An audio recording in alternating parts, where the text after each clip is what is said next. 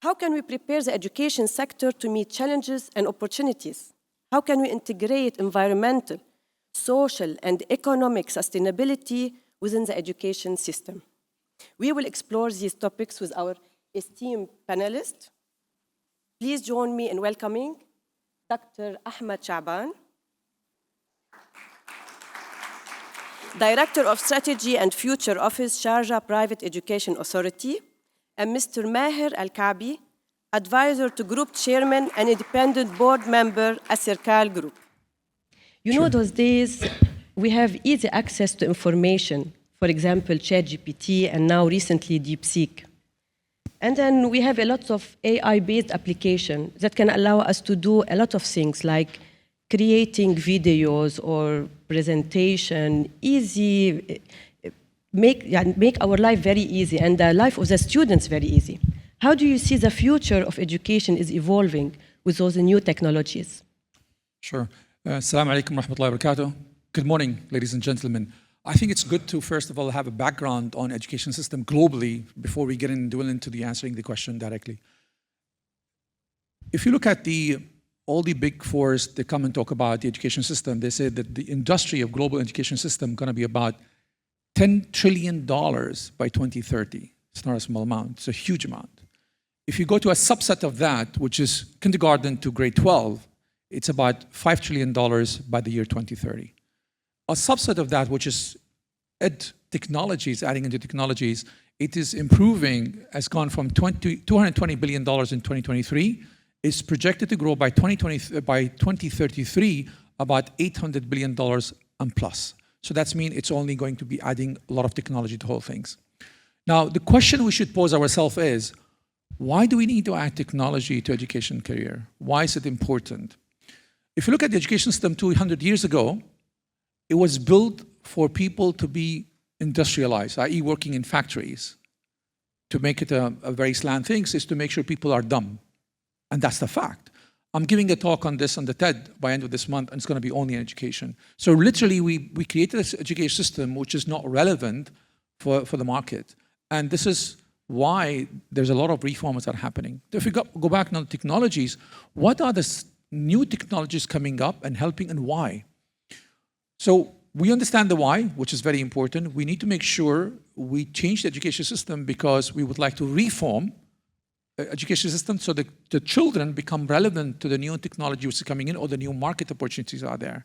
Now, if we believe that AI is going to be there, which is a cliche, by the way, it's more of predictive learning, machine learning, and so forth, then in that case, how are we going back in the education system and teaching our children from that perspective? And how are we using this technology to upskill them and reskill them as well, both the education and also the professionals. World Economic Forum came up just in the Davos. They talked about, they had a huge discussion on education itself, and one of the other ministers was there as well. You know, US spent about $100 billion in 2023 training their staff on skilling them. Imagine without data, imagine if you have data now. So now, what are the key challenges we have? i.e. education is not relevant to the future, so we need to teach them. So how do we understand them? We need to make sure that we gather data. All of us are producing data, by the way. If the data is not captured, is not cleaned, not segmented, you'll not be able to use it. And I've been developing models for the last 30 years in one of the organizations where permeated in 100 countries. So the AI is not really new, but it's just the ChatGPT made it very new. So it became more of understanding things. So when you understand the data on what's the challenge, I'll give you a classical example. I sit as a chairman of a couple of schools, and the challenges I face with my children is that the moment, let's say an example of you're scoring 70 in your math class, and nobody goes and corrects the 70, and this student, when he goes to the next grade, he goes with deficiency of 30. But the math you've taken or the physics you've taken are the basis for the next grade. So what happened in the next grade, because you did not fix what the shorting of coming was there in terms of learning, you go with that shorting and then you further expand your shortage you have in that case. Now with the data, we're able to actually provide, first of all, understand where is the gap, and actually then teach those children, provide a bespoke lessons using the technology and data and value system to make sure that we bridge that gap and give you a value which is only to you. So it becomes very, very bespoke in that perspective. Are there use cases over there? If you Google something called Khan Academy, Khan Academy started probably over 10 years ago in the US. Sal started it, he was an investment banker. And he found a problem in the education system. And the moment ChatGPT became very prevalent in November 2022, he said, well, how can I, bring in AI, understanding that data, and help the students in terms of making it, learning there becomes very difficult.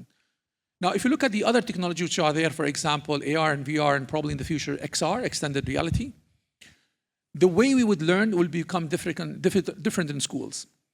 Now, you've got remote areas where they don't have access of technology, so you cannot have a lot of things. So you need to make sure that those technologies are available for them to become very immersive in learning. So if you look at those people who are studying medicine, you'll be able actually, and these applications are available for the last couple of years, actually more than 5-7 years, you'll be able to go through the body of a human while you're sitting and looking at every single part of it and understand it in reality, easily, virtually, to be honest with you. We're using a digital twin and the VR and AR part of it. So you become very easy to relate. You'll be able to go back in history and understand it and appreciate it because you have this technology, which will make you appreciate that. I'll try to cut it short over here because I think we need to cover quite a lot of things, but what it's important for us to teach our children as well is the value system. Is to make sure that they're also connected. We cannot forget the human factor part of it. How we make sure that they're emotionally connected, their collaboration, their communication skills are far more superior and important than the technology alone, because technology brings the bads and goods, and we need to balance that out. So we cannot forget, while we're using the technologies, the human element need to remain to make sure we're relevant, otherwise we'll have mental health problems with them. Thank you so much, Mr. Maher. Dr. Ahmed, how is private education in Sharjah embracing new technologies such AI to enhance the students' outcome? That's fine. First, let me thank you for inviting me today and thank Sheikh Abdulaziz and the team for the invitation. And I think to start with, I need to take you through the landscape of education in Sharjah. We are here talking about 129 private schools, more than 170 nurseries, private and public, more than 200,000 students, 10 different curricula, 12,000 teachers. This is a landscape of education in Sharjah. And I think for AI and embracing technology, the question here is not just how to embrace it and if we should embrace it or not. I think the how and the methodology of embracing the technology is really the key point here. How we can not just introduce technology to schools and nurseries, how even to enable students and learners to support their personal growth with education and with the technology. And again, the focus here is about the skills, about the portrait of graduate, how we would love to see our students in 5-10 years from now, and how we can use and enable this growth by technology. This is a big question, what we are trying to do now in Sharjah. And thank you, Mr. Maher, for mentioning Khan Academy, because they have a very nice product. I was introduced to this a couple of weeks back, was meeting Salman Khan, which they name it 𝐶, which is a kind of digital twin in education. Imagine that you will have your private tutor from AI, and it is customized for education, customized for your curriculum, and it's here to support your base of learning and your education growth. I think this is a part which is missing and which we are trying in Sharjah to support our educators and learners by providing the tools and how to support the personal growth of learners. Thank you. Mr. Maher, you mentioned already that we need to focus on human intelligence, not only on our skills also, not only on the technology part. With those new standards, how can we prepare the student for the future job market? Before that, I think there was a study carried out for Sharjah private schools November last year. They used the literature, they used the mixed method of understanding the application of AI in the administration staff to understand how data is there, how can we analyze data, and how can we understand leadership, and how can we do support function in a better way. And they found there was a huge, significant positive correlation when they used the AI system in terms of what you call analyzing data. They were far better off in understanding every student gap. And that helped a lot. And I hope with that study now, they'll be able to permeate it and actually put it in effect. Now, what was your question again? My question, how can we prepare the students for the future job market now? Sure. With all those changes, it's not anymore as the routine that we know this long time. So that's mean, first of all, we need to go back in future a little bit and understand what is the job market, which is evolving constantly, right? So 8 years ago, 10 years ago, UAE came up with a code book saying these are the future 50 jobs that I would like to teach our children. And when they go for higher education internationally, these are the things they need to learn, and only then I'm going to pay them for. And I'm sure this book, and it was very futuristic, like the AI minister, which was appointed in 2017, much before anybody AI becoming and talking about AI itself. So the futuristic job was even talked about quantum computing, by the way. So that's mean, first of all, we understand what are the future jobs, then bring them back and speak to all the stakeholders, saying that this is what we want to teach our children, so you need to put it back into the curriculum. Now, like anything else, you need to make sure there's a practical application of education. Unfortunately, our education system, globally speaking, not in UAE per se, is like more of you learn this and that's it. So it does not really tell you how the use and application of that going to be there. So that has to change. So if you look at a couple of education systems globally, like the Montessori system, which just came in after the World War I, which just came up by Maria Montessori in Italy, and also IB curriculum, it was all about making sure that we are collaborating and getting things done, and you're going to the field and understanding and learning why you're doing it, whether it's a science, whether it's a math, or anything else. So practically, you're learning it. What happens then to the learning? It's gone to your cognizant ability and understanding and in your DNA, so you're able to understand, okay, I now understand why this math problem is actually being relevant. When I studied integration, high-level integration and calculus back in high school, which was never taught in Western world in the high schools, but we were lucky, had a great education system over here back then, we were still not aware why this integration would be really learned. When I started coding, when I was in my teens, so I started using basic math. But it's only in college you get to know, okay, you need to use this mathematical operation in terms of for you to code and do those predictive models, the building. So we need to bring it back and involve all the stakeholders and make sure that we put it in the curriculum. But the biggest challenge is you need to also train the teachers, upskill them and reskill them. And also, what about the parents? So you have to also educate parents that we're doing this. I think that technology is evolving super fast, that even if we teach our students some stuff, by the time they graduate, a new technology will appear or new applications. And I mean, I don't know how we can follow with this. Sure. So what we need to do in that case, it's constant follow-up what's happening. And then you need to be very agile. And I know it's very difficult to go and change a curriculum. True. It's not easy. It's not easy. But if we want to be relevant, but in that case, we need to make sure that we are agile in changing. The way we're trying to change our regulation, we're very agile in changing our regulations. And that's a fact, in whatever field we talk about. Similarly, we need to go back and create modules in education systems so they become very agile in changing them. This is how we can do it. Dr. Ahmed, how are you preparing the educators in SPEA for the future? As you know, I mean, our students are even more, they have more knowledge in education, I mean, more easy access to new technology. So now you have the educator from the other side. How can they adapt fast? It's a good question. And again, the AI is making everything available. So we have access to vast sources of information, again, interactive tools, and again, personalized learning enabled by technology. And as you mentioned, the challenge here is how to shift the campus itself from just the normal and traditional day-to-day education and curriculum to focusing on skills and the pedagogy, the how to deliver such ways of innovative way of teaching.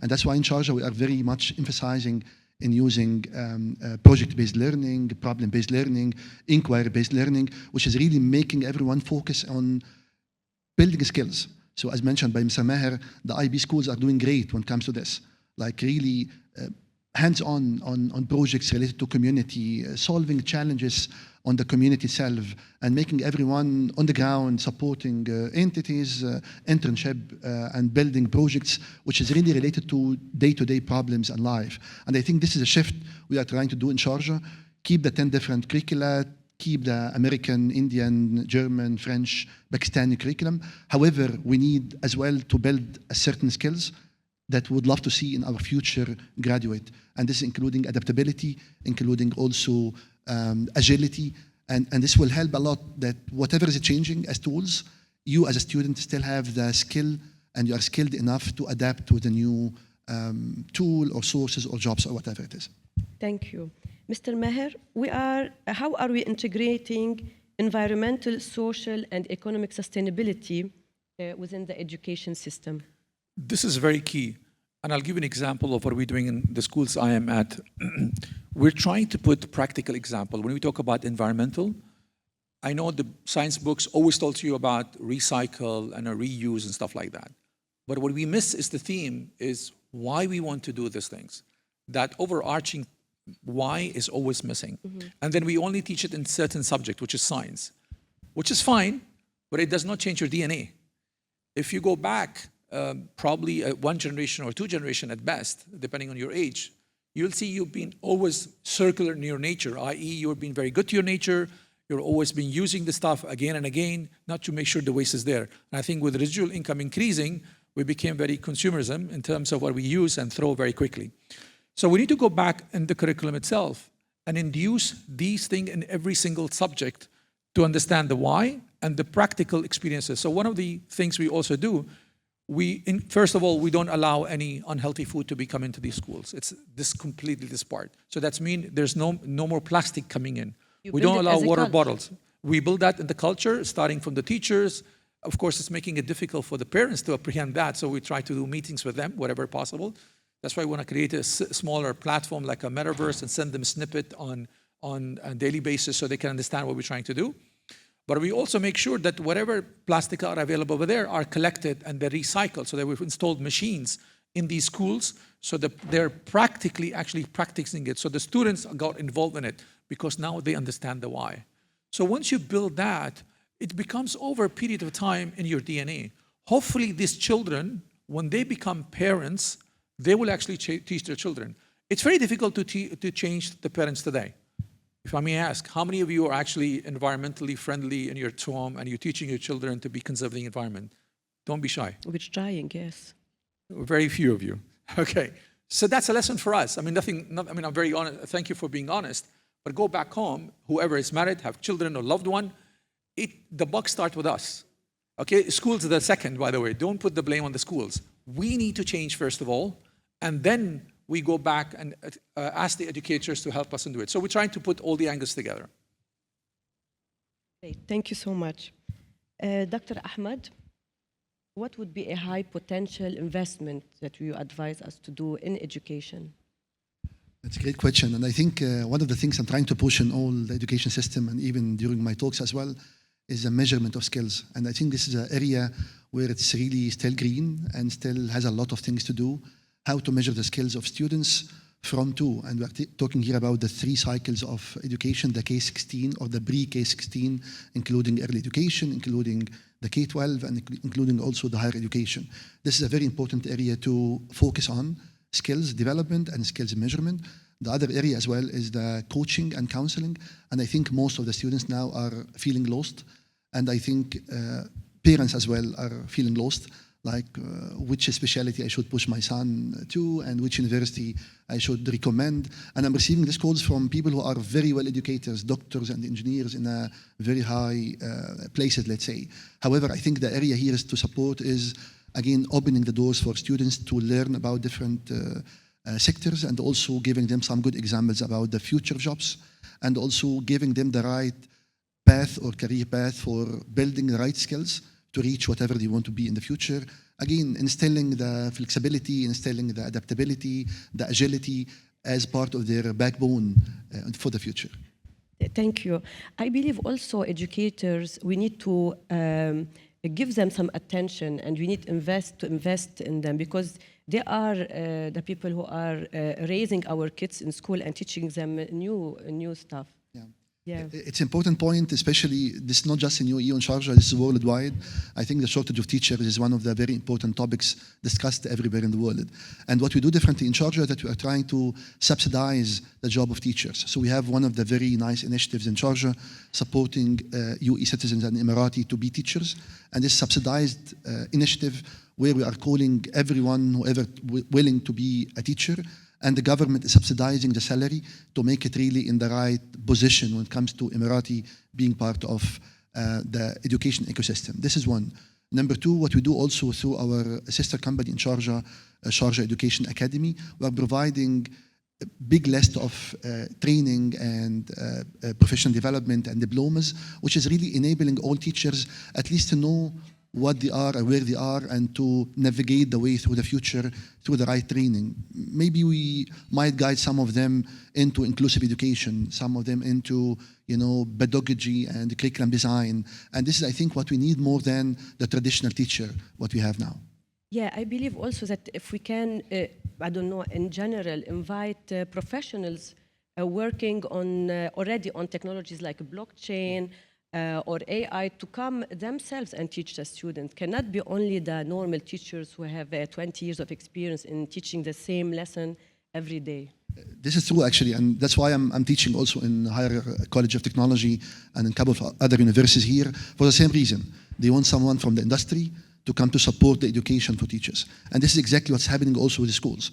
And from here, I would love to invite all of you to attend our coming summit, which is happening in 23rd and 24th of this month, February, the Sharjah International Summit for Education Improvement, where we are trying to make it a platform for the connection, where we are inviting everyone to be part of the education reform, including startups, edtech, policymakers, educators, even the industry leaders to come and support these steps. Thank you. Mr. Maher, if we were to look at a successful education model globally, what would that be? Just to implement it here or to learn from it? I think I mentioned already 𝐋𝐞𝐬𝐴 curriculum, but I think I will stick to a local example rather than a global example. You mean International Baccalaureate, right? Yeah, but I'll stick to the local example.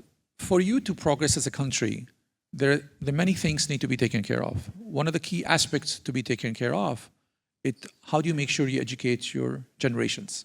That's number one. Second, how do you make sure their healthcare is taken care of?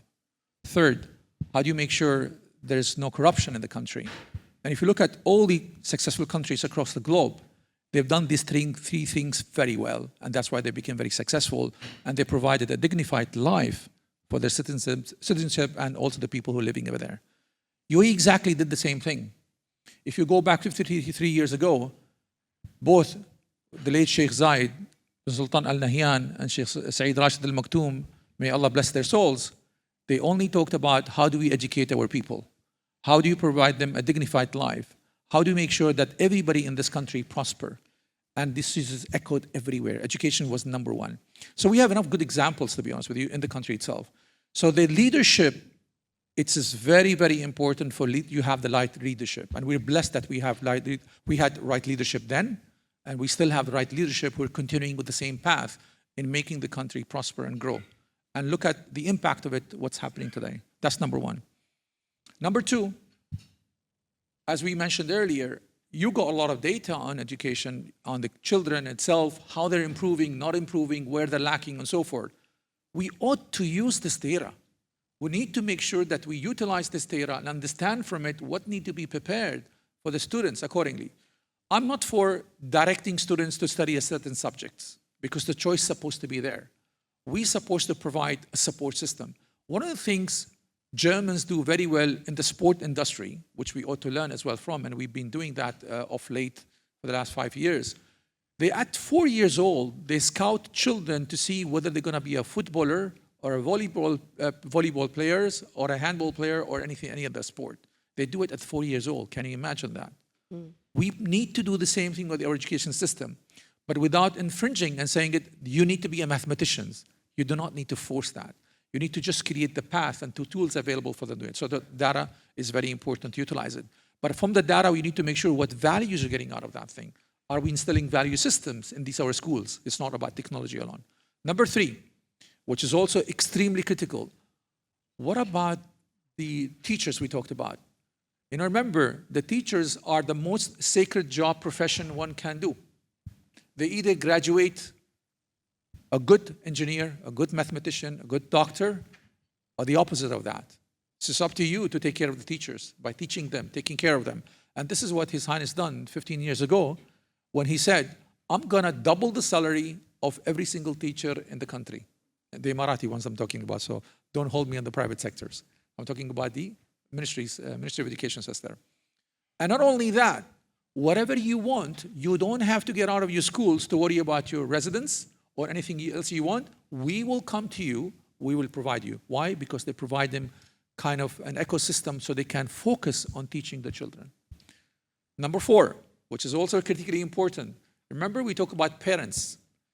If you don't involve parents in this journey, then you're still a table with 3 legs and not 4 legs. So you need to go back and make sure that they're involved in the process, the community is involved, all the other stakeholders are involved. 5, and last but not the least, and very, very important, how do we make sure we provide education system to everybody without their looking at their background or even social economic background, so it becomes accessible to everybody. Of course, with the technology that we have, that even can permeate it even further. So if we do these 5 key things, I think we'll go a long way in making our education system reformed very, very well. Thank you, Mr. Maher. Dr. Ahmed, I would love to have from you the last advice for investment in education. What would it be? I will definitely, again, emphasizing the skills development, skills measurement as number 1. And number 2, I will also emphasize the connection and gaps between higher education and the K-12 and the industry as well. So whatever ideas related to bridging the gap between education, higher education, and industry is very important. And I'm very proud to say that we are in charge of doing a lot of work toward this part. So one of the things, for example, we are trying to invite all the industry, public and private sector in Sharjah to provide us with the challenges. So imagine that BIA is coming to say we have a problem with wastewater in schools, for example. And then we're inviting our schools, students from schools, to start work on solving those problems. And we take them through training, including design thinking, including entrepreneurship, including ideas and prototypes. And we take them through a learning journey to come up with solutions. And those solutions are again going back to the industry to tell BIA and SIWA and other companies, these are the solutions provided from students. And on those kind of events, we are inviting as well Shira and incubators in Sharjah to come and see what's going on, to offer certain solutions and opportunities for our students. I think the connection and the full ecosystem is a part where need a lot of attention from investors and family offices in the region. Indeed, it's very interesting connection and the collaboration between all the stakeholders. Mr. Maher, would you like to add something? Sure. I think going back to also from schooling to universities, that we need to make sure that universities are relevant to the future, what's happening. And so I'm involved in a few universities where we are actually setting up innovation labs over there to make sure that we understand the challenges that the world culture have today. Remember, the research and development which are there in the universities are very critical for coming up with solutions. So one of the problems we're trying to tackle when it comes to sustainability and circular economy is the packages that we have today. We use for food or anything else. So the packages, why they're very complex in nature, because they have 3-4 layers of different materials. So getting rid of them and actually recycle them are very difficult. So one of the current projects we're running, and we're trying to collaborate with the Circular Economy Council, where I sit as well, and one of the leading universities that we have in the country today, Birmingham University, Stewart Hard University, Birmingham, for another project. So we're trying to now put a paper across all the universities in the UAE so we can bring the stakeholders, the relevant businessmen who have this problem, so we can solve them to them. So the idea is, how do we make sure we continuously collaborate and to create those research centers and go back? Because remember, these students are fresh. They have no boundaries. True. The moment you start working, you become chicken because you have walls around you. And as you work longer and longer, you're so scared to leave that and come up with innovative ideas. Very few of us do that. Majority sticks to the jobs. So students are free from this thing, and this is where we can actually get a lot of innovative ideas coming up. True. Thank you so much. Is there any question from the audience? Absolutely. Of course. Difficult questions to him. Mike.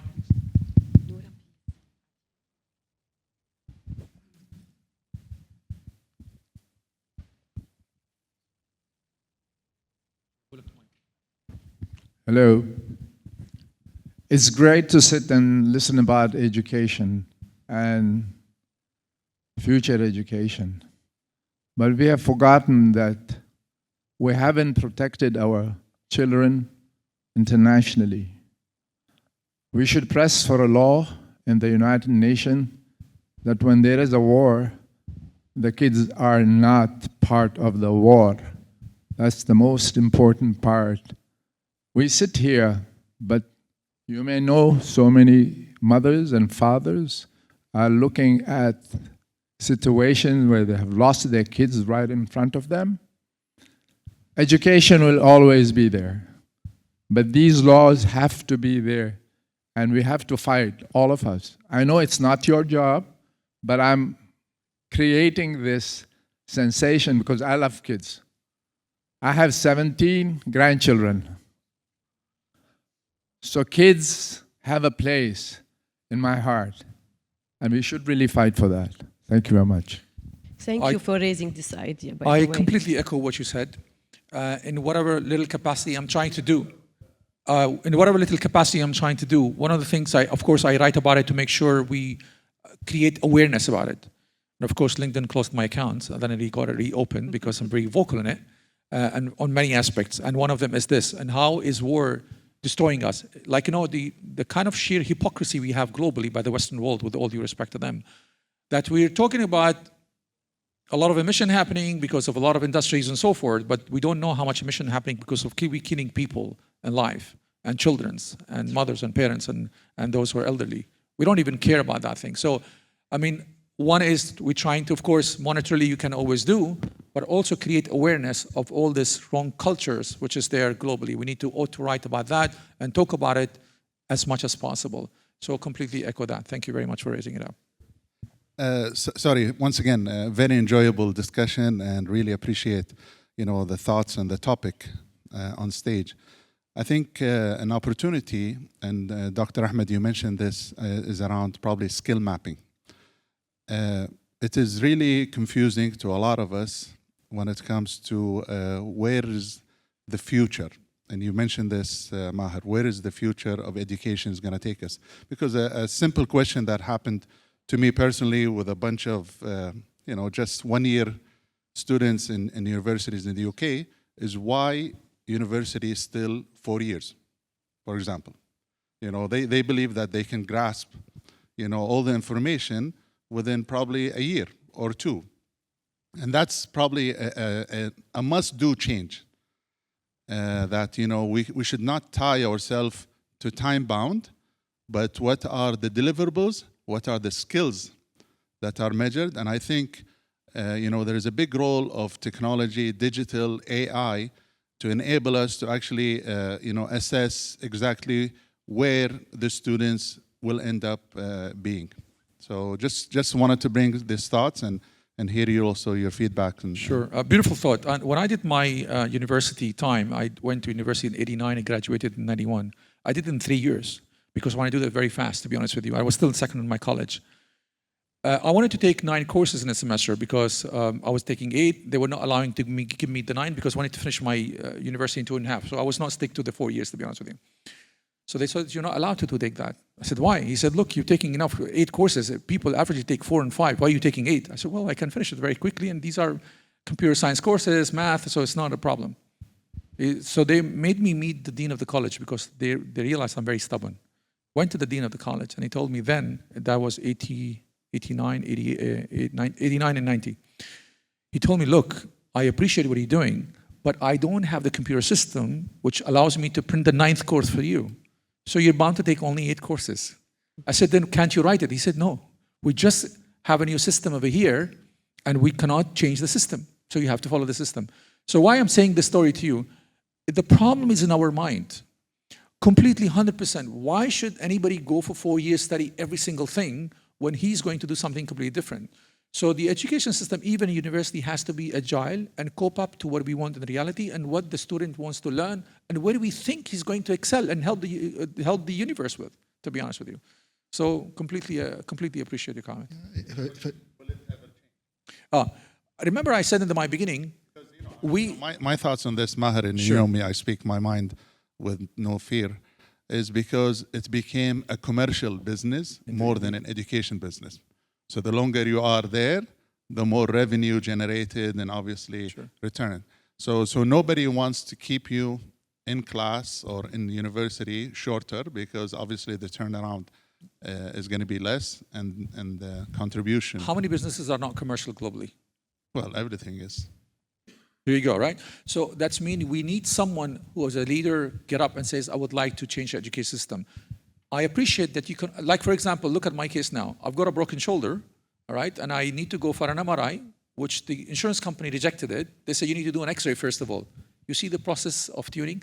So this is going to stay there unless somebody get up and saying it, I'm going to change. So that's why Maria Montessori, which I mentioned earlier, she got up and changed that thing, and she created a curriculum by that. IB curriculum was also created in Brussels, if I remember, in 1960s.